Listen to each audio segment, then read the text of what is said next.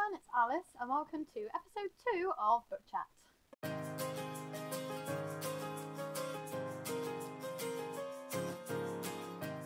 So if you missed it, we started a new video series last week called Book Chat, in which we're going to be summing up the best bookish news of the week every week, and there's not as much this week because a lot of things have closed down over the Easter weekend, and so there haven't been as many announcements over the last couple of days, but there's still some bits for us to talk about.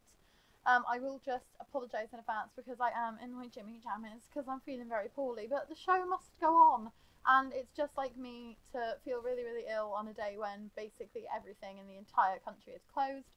So we'll get through today, we'll get through tomorrow, and then hopefully I'll get some kind of medication for whatever is going on with me. Right, we will start off the video by revealing the title for the 5th book in the Bone Season series by Samantha Shannon. And she's revealed that it's going to be called The Dark Mirror. This is apparently playing on Paige's Fear of Water, which is an interesting choice. I will be honest, I haven't started it yet, but it's not going to be coming out until January 2025. So, if I can read one book every, 2 months, I should be able to catch up to actually read it when it comes out. But I'm pretty sure I said the same thing when the 4th book in the Bone Season series came out, and I still haven't started it. What I will say is that I'm a little bit worried about what they're going to do with the covers, because I'm not sure if you've seen, but they've recently redesigned the Bone Season covers as part of like a 10th anniversary rewrite. Samantha's been affectionately referring to it as Samantha's version, like the Taylor's versions. And so she's done minor rewrites on the 2nd, 3rd and 4th book, and quite a large rewrite on book 1, but it does mean that they got packaged up with new covers. I'm hoping that they'll still do like a collector's edition with the old cover that matches, because I think the original cover style was absolutely gorgeous, but we will just have to wait and see. And this is now the 3rd complete rebrand that this series has gone through, so yeah, it's going to be hard to get a complete collection, but we'll see what we can do. Next up, we also have the title reveal of the 3rd book in the Empyrean series by Rebecca Yarros. So obviously this is the 4th Wing series, and the 3rd book is going to be called Onyx Storm. It's also out in January, I believe January 21st next year. So again, I've got time to catch up if I read one book every 4 months. Whether that will happen, we will have to wait and see. We had a couple of Fairy Loot announcements this week. So they announced the Dance of Thieves duology by Mary E. Pearson, and this is very cool because it matches their editions of the Remnant Chronicles that they did last year. So it has the map stenciled over the edges so that it lines up, and it's a black cover variant compared to the white covers that they did for the Remnant Chronicles, so I'm definitely going to be picking those up. I will be honest, I still haven't read any of Mary E. Pearson's work, but it was just a case that they were published in the UK a lot later than they were published in America. So, I don't know why, but it was hard to get hold of them for a while, so now that I'm actually going to be able to get hold of them, I will eventually be reading all of those too. The most exciting Fairy Loot announcement for me personally is that they've announced the sequel to The Curse of Saints by Kate Dramis, which is The Curse of Sins. This was one of my favourite books of last year. It's probably the best Fairy Loot book that I've read so far, and I've actually been accepted on NetGalley for an early version of book 2, so I'm hoping to pick it up before it goes on sale, but I'm sure that I'm going to love it. I'm pretty sure this is just a duology, so this should be the end of the series. Let me just look up and give you the general sale dates for both of those. There are subscriber pre-sales as well, obviously, but I'll just give you the general dates because obviously I don't know if everybody is a subscriber, but the subscriber pre-sale is normally 2 days before, and all the information will be on Fairy Loot's Instagram and their website. So Dance of Thieves, the general sale is April the 26th, and The Curse of Sins goes on general sale on May the 10th. Fairy Loot also announced that they've had a delay in their edition of An Education in Malice by S.T. Gibson, so if you've ordered that and this will be relevant to you. It turns out that something was incorrect with the book when they arrived, so they've had to send them back to be able to get rectified. So instead of a April to May shipping date, it's now going to be June to July. Let me just check. The brain fog is real this week. Yes, June to July. So it will be a case that it's going to be a few months later, but hopefully not too many. I also found it very, very interesting because Fairy Loot sent out their monthly wrap-up email of all their special edition announcements. They started it off with A$AP by Axie O, which is a sequel to a book that they did a couple of years ago. They then put the Dance of Thieves duology and then finished off the email with the Curse of Sins, but they did not mention that Throne of Glass set at all. I don't know what that means, whether they didn't want to add more fuel to the fire because they knew that it had had a negative reaction. I discussed it quite in depth in last week's episode, so if you are interested in hearing more about that, then please do check that out. But it's interesting to me because it could be that they don't want to add fuel to the fire, because they had an edition of Tomorrow and Tomorrow and Tomorrow last year, and there was a lot of controversy because apparently the author had made some anti-Semitic comments at a conference, so people weren't happy that Fairy were promoting it and doing an edition of it, so they definitely cut back on the advertising for that one and didn't promote it quite as much. So it could be that, or it could be if they've decided to go with a redesign. So I wouldn't be too surprised if we had the shipping or the sale date getting pushed back, because it is only meant to be in a couple of weeks and it's a high price point, and with the controversy regarding the announcement, there's a chance that they may push it back. Or it could just be that we're getting a redesign, and then they might rush that through before the sale date and not change it. Or it could just be that they're not promoting it because they don't want to get more drama going. So watch that space. If there are any updates, then I will obviously let you know in a future episode of Book Chat. But that's just my personal opinion, that I think there was a cover once that had an inaccuracy. So when people brought it to Fairy Loot's attention, I want to say it was a darkness at the door. The character was in heels, but they actually have a walking impediment, so they wouldn't have been wearing those kinds of shoes. So people were saying that it was quite an ableist depiction on the cover.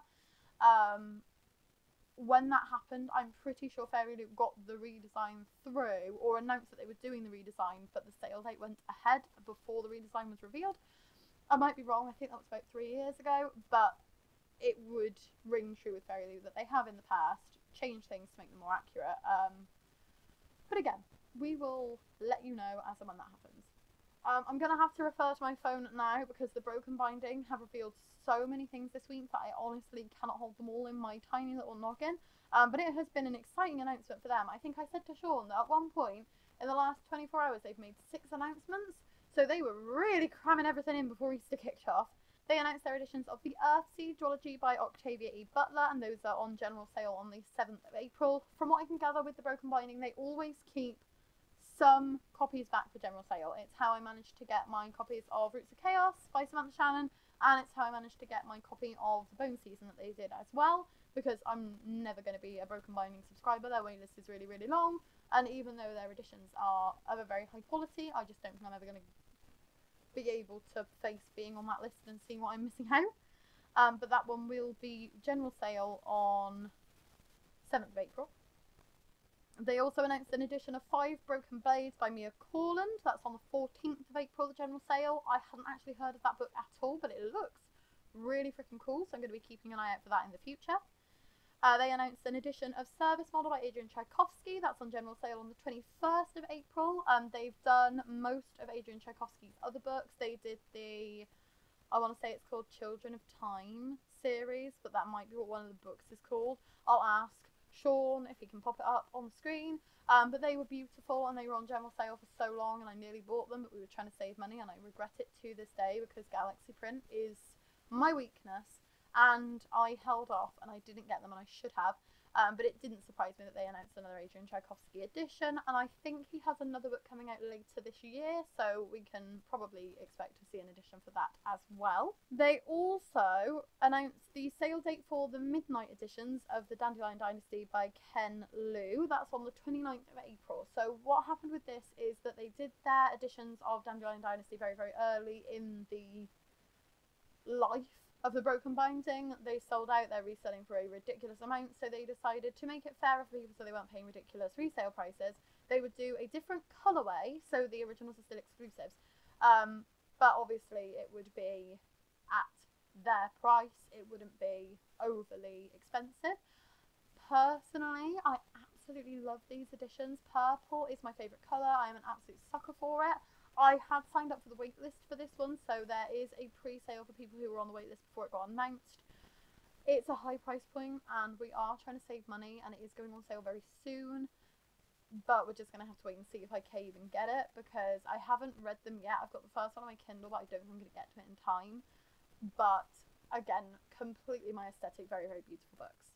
The Broken Binding also revealed their cover for Memories of Ice from the Malazan Book of the Fallen set, and they also revealed the artwork of Blood and Bone by John Gwynne. So it was a very, very busy week for Broken Binding.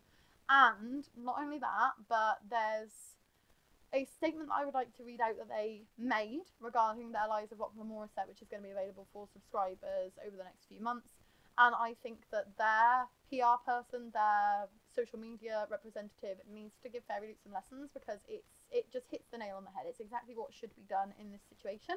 So I will admit I haven't read The Lies of Locke Lamora yet, and I did not see the original artwork, so I missed all of this going on in the first place. But I'll get Sean to put the updated artwork that the Broken Binding revealed this week up on the screen.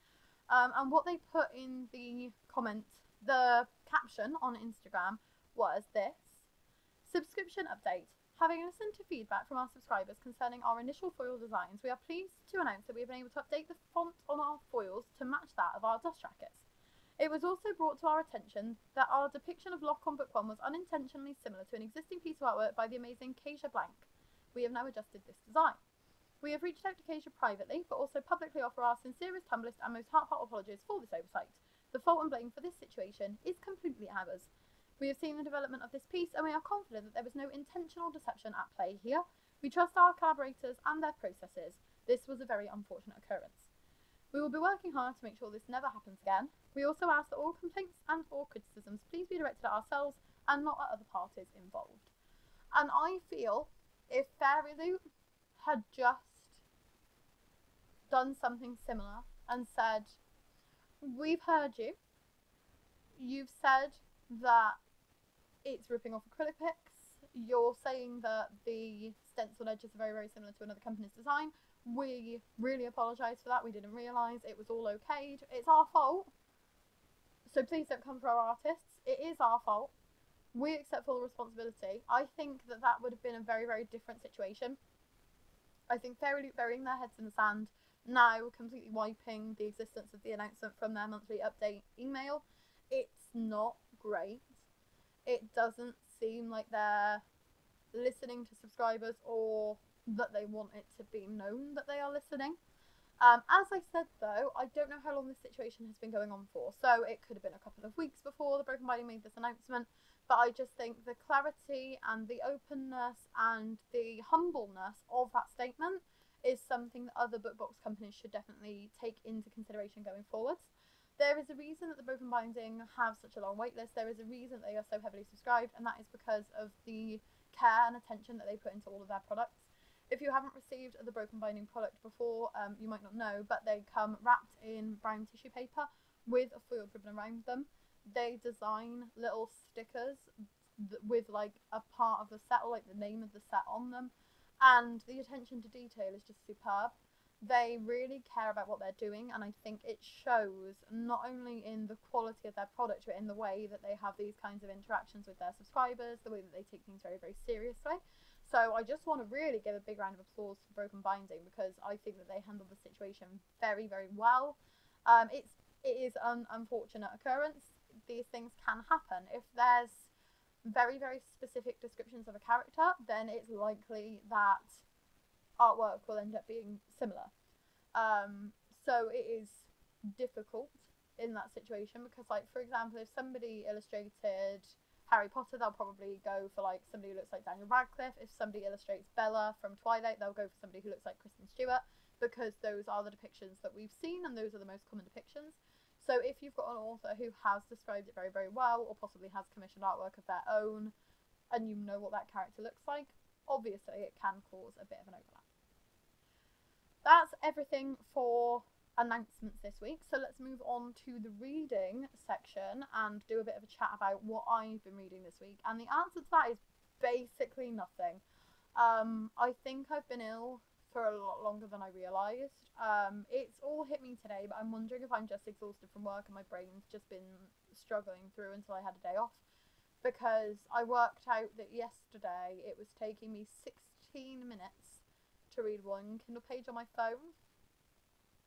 I used to be able to read 10% of a book a day, regardless of how long the book was. sometimes more, obviously if it was short, but I would always force myself to read 10%. So to only be able to read 10 pages of one of my most highly anticipated releases of the year, which is Dark Star Falling, Ash Burns White. I believe I've got the title for that correct. The sequel to Song of Silver by Emilio Ensau. But to only be able to read 10 pages of that in a day is devastating. However, I did manage to finish Sunbringer by Hannah Kamer. I ended up needing to read the end of this out loud to Sean because I just couldn't focus in my little noggin, and reading it out loud seemed to help me absorb it a little bit better. I'm not going to give too much of a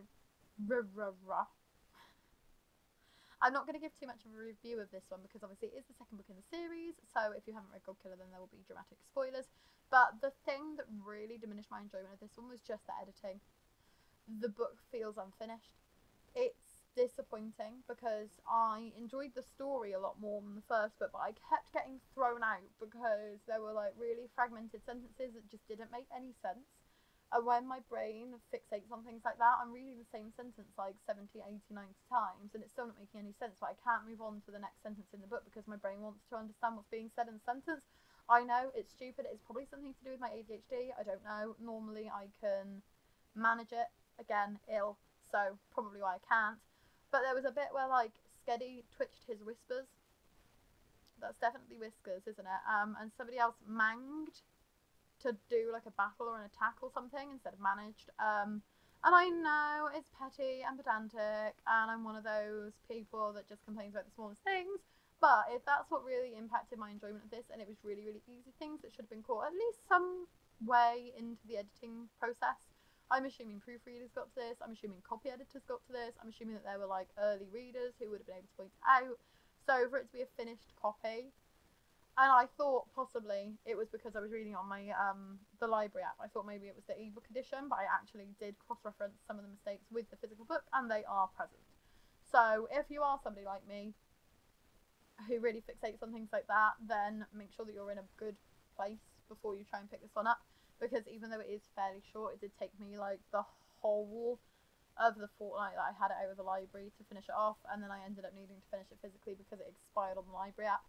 And again, that's not like me at all. Normally I can get a book read in 10 days at the very most. A book of this size I would expect to maybe take me a week. But the repeaty brain is occurring. So we'll see how we're doing.